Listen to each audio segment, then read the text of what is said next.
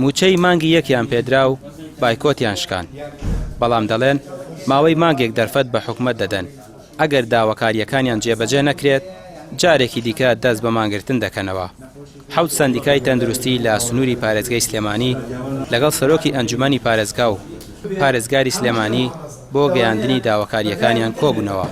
یەکەم دابینکردنی موچە و بۆ ئەو سێکتەرە لە ماوەی 3 ڕۆژدا. دووەم پێدانی سوپاس و پێزانین بۆ سەرجەم فەرمانبەرانی وەزارەتی تەندروستی لەلایەن ئەنجومەنی وەزیرانەوە. سێەم دابینکردن و پێدانی پارچە زەوی نیشتەجێبوون بۆ ئەوانەی کە لە بەرەنگاری بوونەوەی کۆڕۆندا بەشداریان کردووە هاوشێوەی حکوومەتی عێراقی.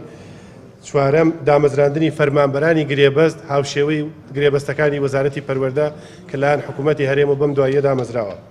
پێنجەم بە گرێبەستکردنی سەرجەم ئەو خۆبەخشانەی کە لە ناو ناوەندەکەدا کاریان کردو. پارێزگاری سلێمانی پشتگیری معنەوی کارمەندانی تەندروستی دەکات و بەڵێن دەدات داواکاریەکانیان بە ئەنجومەنی وەزیرانی هەرێم بگەێنێت. ئێمە داخوازیەکانی ئەم خۆشەویستانەمان لە 22/2/2020ەوە تا بە ئیستا ئەگا بە بەردەوامی گەیاندووە بە سەرۆکایەتی حکوومەت، سەرۆکایەتی وەزارەتە پەیوەندیدارەکان و پەرلەمانی کوردستان و هەموو ئەو شوێنە پەیوەندیدارانەی پەیوەستە بەم بارودۆخانەوە. جارێکی تر ئێمە پشتیوانی لە داواکانیانەکەین، داخوازی ئەوین کە موچە دوانەکەوێ و موچە مستحقاتی دارایی خۆیان لە کاتی خۆیان وەرگرن، هاندانیان بۆ بکرێت، ساڵێک پێشکەوتنیان لە خزمەتا بۆ بکرێت و دەباوی ڕسمیمان کردو لە حکوومەت ئەمەیی ئیستانیە.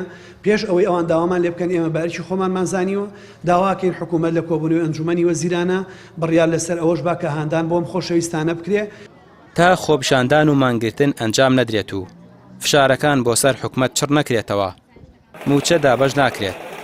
دۆخی ژیانی موچەخۆران وای لێ هاتووە، مانگێک موچە وەردەگرن و مانگەکەی دیکە لەسەر شەقام دەبن تا موچەیەکی دیکەیان پێدەدرێتەوە. ڕامیار عوسمان، کەناڵی پەیام، سلێمانی.